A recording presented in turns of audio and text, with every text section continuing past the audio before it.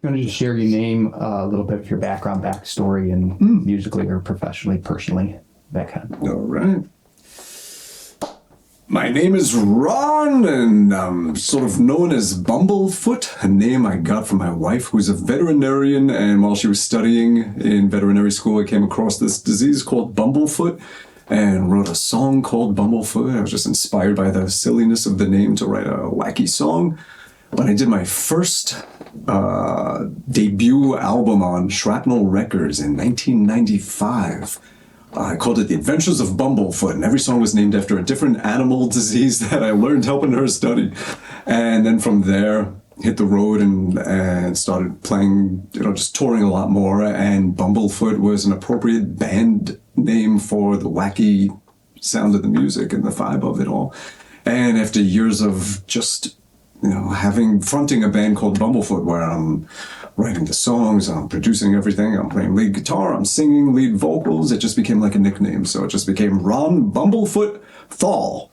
And yeah, I started playing guitar when I heard the Kiss Alive album. It just came out. I was 5 years old, turning 6. I heard it and I was like, that's what I want to do with my life at that age. So started writing songs back then and put a band together with my brother and a neighbor, and we started doing everything a band does, playing concerts in the backyard and making demos with multiple cassette recorders to figure out how to overdub. You play the music on one, you play it back, and while the other's recording and saying la la la, and that's your overdub vocals onto this one, and just never stopped. So I'm just, continuing the life of a 5-year-old. Fantastic.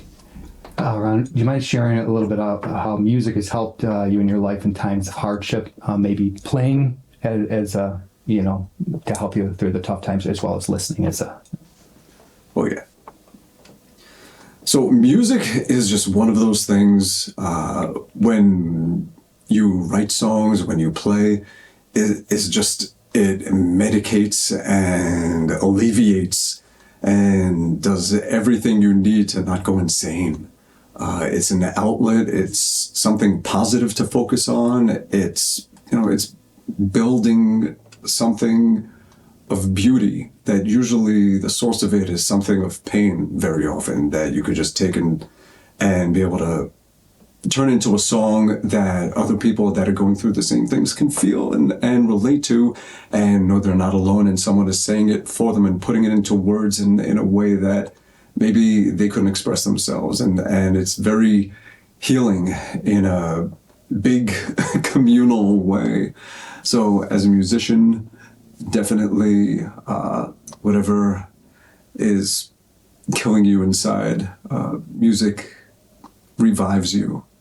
And I think it does the same for listeners in the same way. Yeah.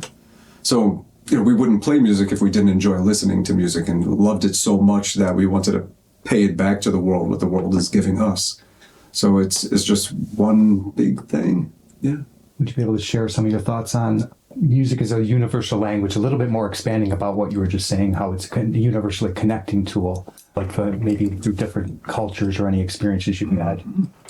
And music is definitely the most universal language there is.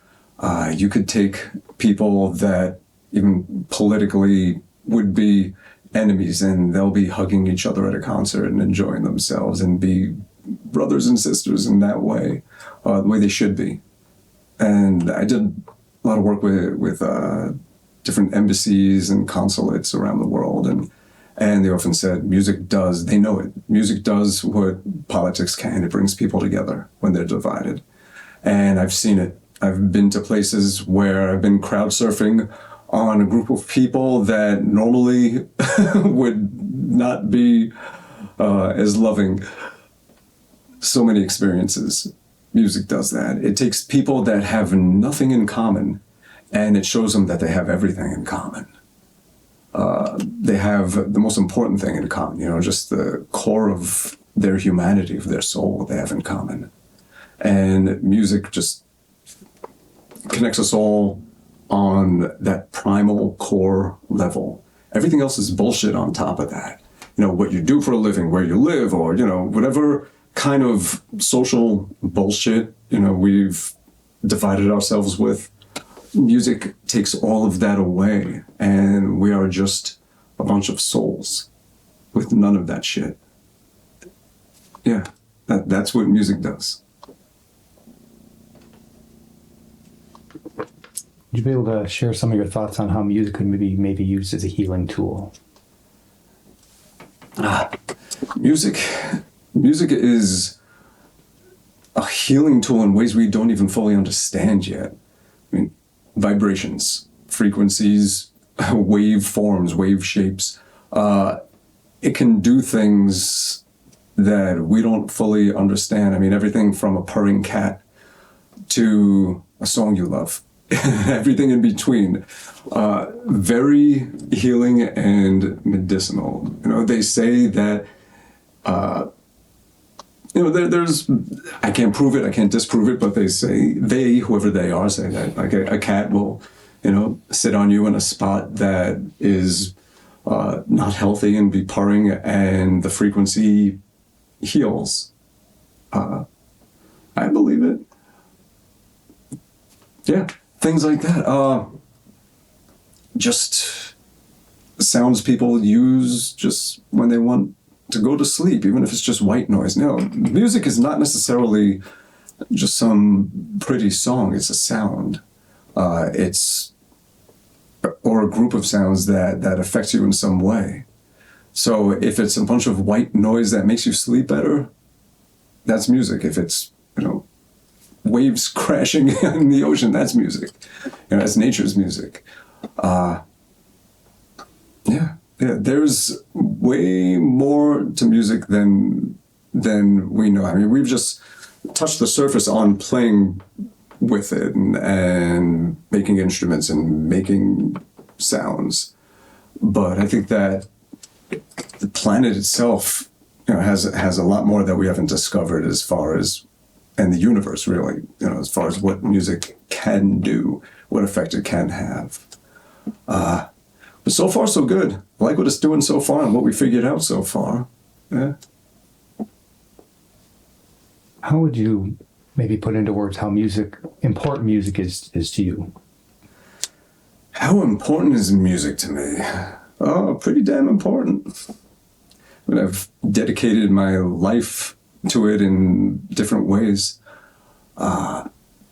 It's pretty much everything at this point. If I stopped making music, I guess I'd have to figure out, who am I? What purpose do I have? Why was I put here? What greater good am I serving? And I think music has given me that. Maybe that's a selfish thing to say, well, what has music done for me so that I can do for others? And, but yeah, music is important. It's important. It's, as a listener too, definitely. And it always has been. And it's, I think it's why I'm alive. It's why I'm still alive. Yeah. Putting you on the spot, but what would be maybe a couple of your go-to songs if you're having a rough time, if you're feeling down, you're struggling?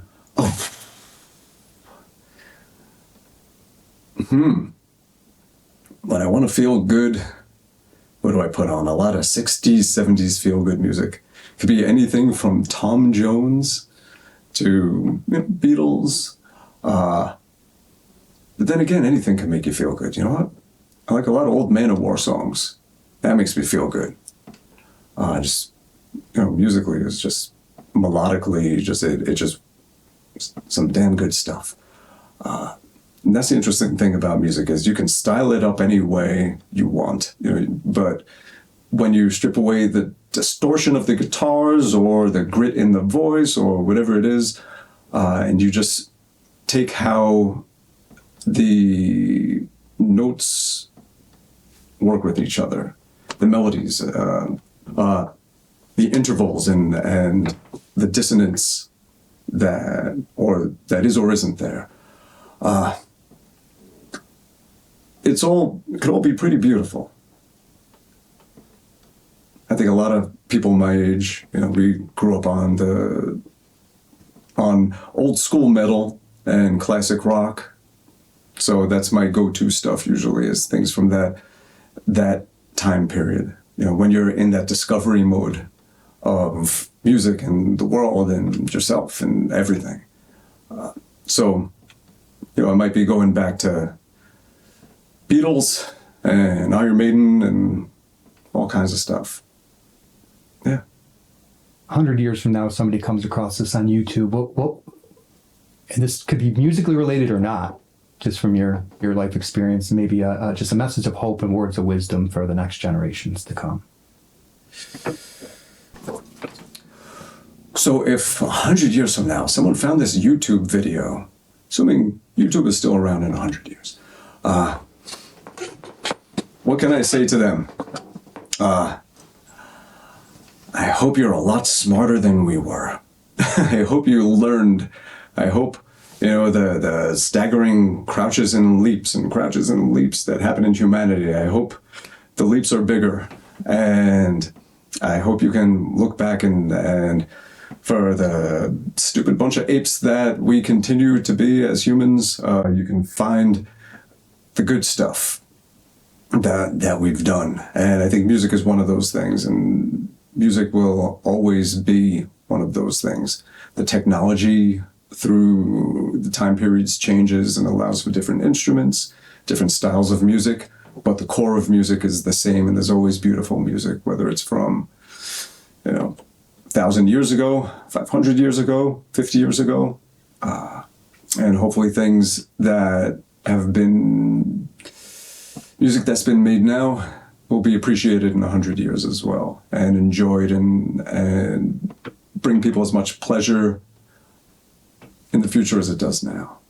The same way we could look at the amazing jazz and classical music and everything from the past centuries and still love it just as much and appreciate it, and have it be part of our lives. Yeah. That's perfect. That's perfect. I appreciate Ron being so open and honest and sharing that. It means a great deal to me.